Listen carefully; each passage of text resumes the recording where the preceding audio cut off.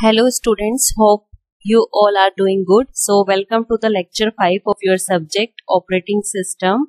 I am Professor Dipali Jain. So let's see in topic what are the topics we will cover in lecture 5. The topic 6 and topic 7.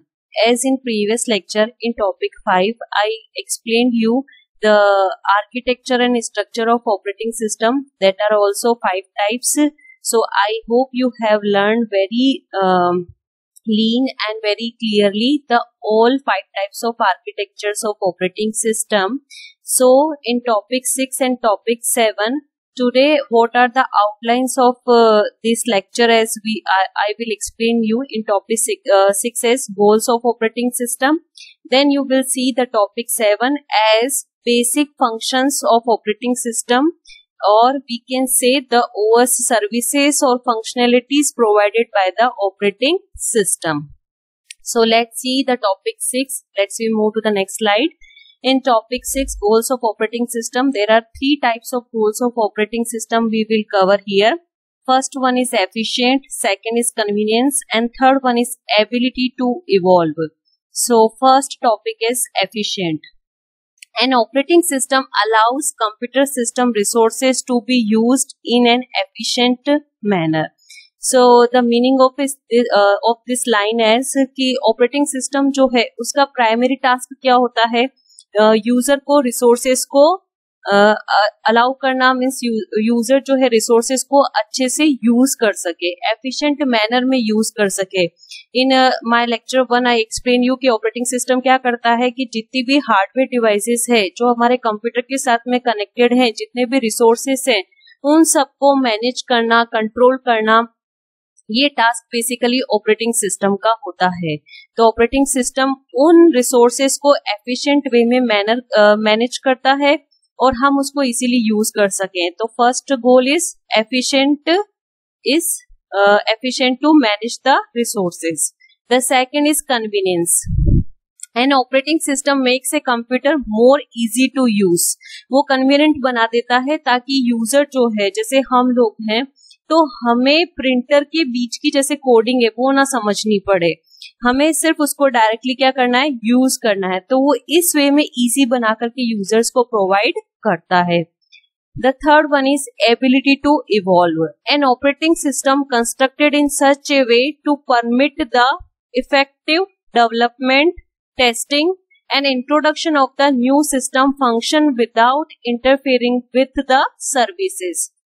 ये इस तरह के से हम इसको construct हुआ होता है ऑपरेटिंग सिस्टम कि हमको परमिशन देता है किस चीज की, इफेक्टिव डेवलपमेंट की, टेस्टिंग की और introduction of the new system function. कि अगर आप कोई नया सिस्टम के अंदर फंक्शन डालते हो तो उसके साथ इजीली पोर्टेबल बनना, उसको इजीली मैनेज करना, तो ये सारी परमिशन हमें ऑपरेटिंग सिस्टम जो है बहुत इफेक्टिव वे में प्रोवाइड करता है. इसीलिए इस गोल का नेम है एबिलिटी टू इवॉल्व. वो बहुत अच्छे से, ये ऐसी एबिलिटी होती है ऑपरेटिंग सिस्टम के अंदर कि वो सर्विसेज के साथ में इंटरफियर करे बगैर हमको ये सारी फंक्शनैलिटी प्रोवाइड करता है. ओके, तो now the goals of operating systems are clear. Let's we move to the next topic, the topic 7 as basic functions of operating system और ओएस सर्विसेज. एस जीटीयू में ये जो क्वेश्चन है और syllabus में भी इस टॉपिक का नेम जो है अभी आपके यहाँ पे ऐसा डला है, basic functions of operating system. कितनी बार जीटीयू में क्वेश्चन आस्क होता है ओएस सर्विसेज के नाम से कि write the services provided by the OS, write down the OS services और functionalities provided by the OS, right. तो अगर ये सारा अगर क्वेश्चन इस वे में पूछे तो आपको ये जो 8 टाइप्स में यहाँ पर एक्सप्लेन करने वाली हूँ. और भी सर्विसेज ऑपरेटिंग सिस्टम प्रोवाइड करता है, बट यहाँ पर जो प्राइमरी 8 सर्विसेज हमको ऑपरेटिंग सिस्टम प्रोवाइड करता है वो मैंने यहाँ पर मेंशन की है. ओके, तो let's see the OS services and we can say the basic functions of operating system. कि कौन कौन से बेसिक फंक्शन है, क्या बेसिक टास्क हमको ऑपरेटिंग सिस्टम प्रोवाइड करता है. तो here I mentioned the name. In next slide you will see the explanation of all these 8 types of services, right? First one is program development, second program execution, third one is access to input output devices, Fourth one is memory management. Fifth one is system access. Sixth one is error detection and response. And the seventh one is accounting. And last one is, eighth one is protection and security. So here I mentioned the all 8 types of names. Let's see the explanation of these types in our next slides. First one, the first service, program development. Operating system provides editors and debuggers to assist the programmer in creating programs.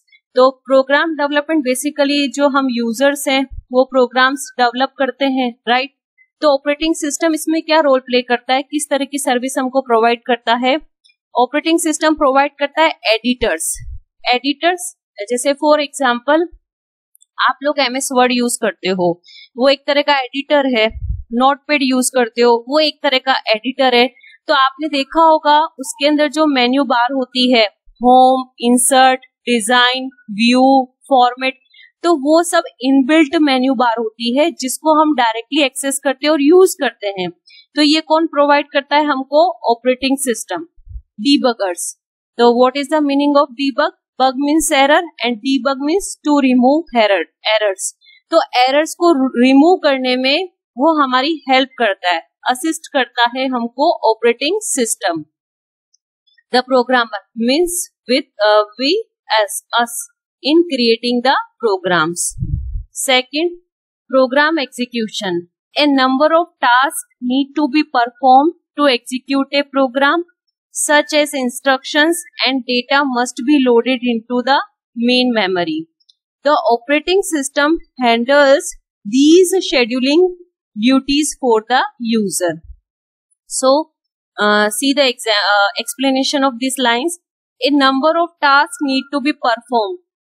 क्योंकि आप अगर computer system open करते हो means आपके पास number of task होते हैं perform करने के लिए, right? To execute a program, एक प्रोग्राम को अगर आपको एग्जीक्यूट करना है तो भी बहुत सारे नंबर ऑफ टास्क उसके रिलेटेड होते हैं. तो सच एज इंस्ट्रक्शंस, तो आप क्लिक करते हो, सेव करते हो, बैक करते हो, कॉपी करते हो, पेस्ट करते हो, तो ये सारे टास्क हम परफॉर्म रैंडमली करते रहते हैं वन बाय वन. बहुत सारे टास्क क्या होते हैं? पाइपलाइन में होते हैं. और डेटा होता है, must be loaded into main memory. तो जो भी चीज होती है वो किस में लोड होती है? आपकी मेन मेमोरी में, यानी कि हार्ड डिस्क में. अगर आप कोई फाइल सेव करते हो तो किस में जाएगी? आपकी हार्ड डिस्क के अंदर. तो ऑपरेटिंग सिस्टम क्या करता है? हैंडल करता है दीज शेड्यूलिंग ड्यूटीज. क्योंकि कौन सा टास्क इंपॉर्टेंट है, किसको पहले एग्जीक्यूट करना है, तो पाइपलाइन के अंदर सारी शेड्यूलिंग करना, उनको शेड्यूल करना रिक्वायरमेंट के अकॉर्डिंग. तो ये सारे टास्क परफॉर्म कौन करता है? ऑपरेटिंग सिस्टम करके देता है यूजर्स को, right? The third service provided by operating system is access to input output devices. Very important, क्योंकि आप इनपुट की डिवाइस है जैसे कीबोर्ड, उसको एक्सेस करते हो, माउस को एक्सेस करते हो. आउटपुट की डिवाइस है जैसे आपका प्रिंटर है, उसे एक्सेस करते हो. तो उसके अंदर भी ऑपरेटिंग सिस्टम क्या सर्विस प्रोवाइड करता है? Let's see. Operating system provides a uniform interface. एक यूनिफॉर्म हमको इंटरफेसिंग प्रोवाइड करता है, मीन्स एक ही वे में वो इंटरफेसिंग चलती है. आपको हर बार किसी नई चीज के लिए इनपुट देना है तो आपको फिर से नई चीजों को या नए कमांड्स को फॉलो नहीं करना पड़ता है, वो यूनिफॉर्म वे के अंदर फॉलो करता है. दैट हाइड्स दीज डिटेल्स, वो उसके पीछे के डिटेल्स को हाइड करता है. आप डायरेक्टली कीबोर्ड को यूज करते हो, कीबोर्ड को यूज करने के लिए जो पीछे की कोडिंग है वो उसको हाइड करके कौन रखता है? Operating system. हम डायरेक्टली उसको क्या करते हैं? यूज करते हैं. So the programmer can access such devices using simple read and writes. आपको सिंपली क्या करना होता है? रीड कर लेते हो और उसको क्या करते हो? राइट करते हो या फिर एग्जीक्यूट करते हो. तो इनपुट आउटपुट डिवाइसेस को एक्सेस कौन करके देता है? Operating system. Fourth one and the very important service provided by the operating system is memory management. आपके हार्ड डिस्क के स्टोरेज को, मेमोरी को मैनेज करने का टास्क हम ऑपरेटिंग सिस्टम जो है वो प्रोवाइड करता है. तो लेट्स सी कैसे प्रोवाइड करता है. It keeps the track of which part of memory are in use, कि कौन सा मेमोरी का पार्ट जो है वो यूज आ रहा है, एंड फ्री मेमोरी, और कौन सा पार्ट जो है वो फ्री है. It allocates the memory to programs, वो जो वेरियस प्रोग्राम्स होते हैं उनको मेमोरी प्रोवाइड करता है when they need it, and also it deallocate the memory, और अगर रिक्वायरमेंट नहीं होती है तो उन प्रोग्राम्स की मेमोरी को क्या करता है, डीअलोकेट कर देता है when the program finish the execution. क्योंकि देखो हार्ड डिस्क जो होती है वो लिमिटेड स्टोरेज होता है आपके पास में, तो अगर मेमोरी फिल हो जाए, अगर हम स्पेस को फ्री ना करें, जो चीजें हमारे यूज की नहीं है या कोई प्रोग्राम फिनिश हो गया है, तो अगर हम उसके स्पेस को फ्री नहीं करेंगे तो हम जो न्यू टास्क या न्यू प्रोग्राम से उनको एग्जीक्यूट नहीं कर पाएंगे, ना ही स्टोर कर पाएंगे। तो ये जो मेमोरी मैनेजमेंट का जो इम्पोर्टेंट टास्क है वो हमको कौन प्रोवाइड करता है, ऑपरेटिंग सिस्टम प्रोवाइड करता है। ओके, सो आई होप कि आपको ये 4 जो ऑपरेटिंग सिस्टम की सर्विसेज है, फंक्शनलिटीज है, वो क्लियर हो गई होगी। So let's see the 5th number of service provided by operating system is system access. The access function must provide protection of resources and data from unauthorized users. System access means आपका जो system है वो बहुत important है, आपकी बहुत सारी अंदर इंपॉर्टेंट फाइल्स होती है, राइट? तो अब हमको रिक्वायर होती है किसकी, प्रोटेक्शन की। तो ये रिसोर्सेज जो है उससे हमको प्रोटेक्ट करता है। अगर कोई अनऑथोराइज्ड यूजर्स है उससे भी प्रोटेक्शन हमको कौन प्रोवाइड करता है, operating system. The next service is error detection and response. Various types of errors can occur while a computer system is running, which includes internal and external hardware errors. आपने देखा होगा कितनी बार आप printer से कोई print निकालते हो तो पेपर जाम हो जाता है, राइट? या फिर कोई फंक्शन आपका जो है नंबर ऑफ पेजेस अगर जिसमें कम लोड हो रहे हैं, एरर जनरेट हो जाती है, या फिर आपका सिस्टम के साथ में प्रिंटर या स्कैनर की कनेक्टिविटी जो है वो फेल हो जाती है। तो आपको वेरियस टाइप्स की एरर्स जो है अकर होती है व्हाइल आपका कंप्यूटर सिस्टम क्या हो रहा हो, रन कर रहा हो, राइट? तो इस तरह की एरर्स को दूर करने में, उनको डिटेक्ट करने में और डिटेक्ट करके सॉल्व करना, ये सब में हमारी हेल्प कौन करता है, कौन हमको असिस्ट करता है, प्रोग्रामर्स को, the operating system. For example, memory की एरर आ जाती है। कितनी बार आपको ऐसा था, you are not have enough space for this particular file, right?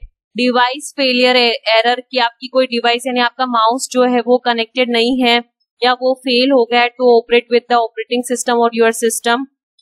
And software errors as arithmetic overflow हो गया है। तो in case operating system must provide a response. तो इस केस में कौन हमको प्रोवाइड करता है response, that is over operating system that clears error condition, जो एरर्स को दूर करता है with least impact on running applications. क्योंकि साइड बाय साइड हम बहुत सारे टास्क परफॉर्म कर रहे होते हैं या बहुत सारी एप्लीकेशंस क्या कर रही होती है, रन कर रही होती है, तो उनको बिना इफेक्ट किए, उनको अफेक्ट किए ऑपरेटिंग सिस्टम हमको क्या करता है, ऐसी सर्विसिंग प्रोवाइड करता है, ऐसी फंक्शनलिटी प्रोवाइड करता है कि आपका टास्क जो है वो डन भी हो जाए, रेस्पॉन्स भी मिल जाए, एरर भी डिटेक्ट होके दूर हो जाए, प्लस जो रनिंग एप्लीकेशन से साइड बाय साइड उसके ऊपर कोई इफेक्ट ना पड़े, राइट? तो यहाँ पर आपकी 6th नंबर की जो सर्विस है ऑपरेटिंग सिस्टम की, एरर डिटेक्शन एंड रेस्पॉन्स क्या होता है, complete. The next service provided by operating system is accounting. A good operating system collects uses for various resources and monitor performance parameters. तो ये क्या करता है आपका ऑपरेटिंग सिस्टम, कलेक्ट करता है वेरियस रिसोर्सेज को, जो अच्छे होते हैं उनको कलेक्ट करता है, प्लस परफॉर्मेंस का पैरामीटर जो है वो मेजर करता है कि जैसे आपका कोई सिस्टम का जैसे हार्डवेयर के साथ कनेक्टिविटी है, अब वो अच्छे से वर्क नहीं कर रहा है, टाइम टेकिंग है, तो इन सबको मॉनिटर करना, फिर मैनेज करना, ये सारे टास्क कौन करता है, operating system. Next one, the last one service provided by the operating system is protection and security. Operating system provides various options for protection and security purpose as it allows the user to secure files from unwanted uses. तो ये secure files जो है वो unwanted अगर use के लिए आ रही है, राइट, तो उससे सिक्योरिटी प्रोवाइड करता है। It protects restricted memory area, क्योंकि आपको पता है कि हमारा जो ऑपरेटिंग सिस्टम है वो दो मोड में काम करता है, कर्नल मोड और यूजर मोड। अगर कोई प्रोटेक्टेड एरिया है मेमोरी के अंदर, क्योंकि जब आप लैपटॉप परचेज करते हो तो आपने देखा होगा अगर आपका 500 जीबी का अगर स्टोरेज है, 500 जीबी का स्टोरेज है, तो उसमें से आपने देखा होगा 50 जीबी जो है वो हम यूज नहीं कर सकते हैं, वो प्रोटेक्टेड होती है, वो कर्नल मोड के यूज के लिए होती है, जो मैंने आपको प्रीवियसली लेक्चर 2 के अंदर समझाया था कि कर्नल मोड जो है उसके अंदर हाई प्रिविलेज्ड वाली प्रोटेक्टेड फाइल्स होती है, राइट। तो उन सबको रिस्ट्रिक्ट करके रखना, अनऑथोराइज्ड एक्सेस यानी कि हम भी ना करें और कोई और पर्सन अगर हमारे सिस्टम को यूज करता है तो वो भी उस एरिया को एक्सेस ना करे। अदरवाइज क्या होगा, हाई प्रिविलेज्ड या प्रोटेक्टेड फाइल्स जो है अगर वो करप्ट हो गई तो आपका पूरा ऑपरेटिंग सिस्टम क्या हो सकता है, क्रैश हो सकता है। ओके, तो उससे प्रोटेक्शन और सिक्योरिटी प्रोवाइड करने का टास्क कौन करता है, operating system. Next one is protection involves ensuring that all access to system resources is controlled. ये प्रोटेक्शन जो है, सिक्योरिटी है, वो ये भी एंश्योर करता है कि सिस्टम के जितने भी रिसोर्सेज है वो एक्सेस भी हो और कंट्रोल्ड भी रहे, राइट। तो इस तरीके से आपने देखा होगा आज के लेक्चर के अंदर मैंने आपको दो टॉपिक एक्सप्लेन किए जो कि शॉर्ट क्वेश्चंस के अंदर आते हैं। जीटीयू के एग्जाम में आपको 3, 4, 7 का फॉर्मेट होता है, तो 4 मार्क्स के क्वेश्चन में आपको ये क्वेश्चन मिल सकते हैं।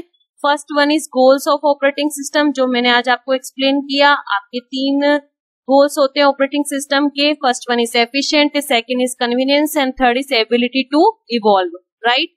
ये आपका अगर 3 मार्क्स का क्वेश्चन है तो वो आपको करना है, और ये आपके सिलेबस के अंदर एज इट इज प्रिंटेड है, right the goals of operating system. Next I explain you in today's lecture as 8 types of services provided by operating system. तो 8 टाइप की सर्विसेज, उनका डिटेल में डिस्क्रिप्शन ये आपके सिलेबस में इसी टाइटल से मेंशन है, basic functions of operating system.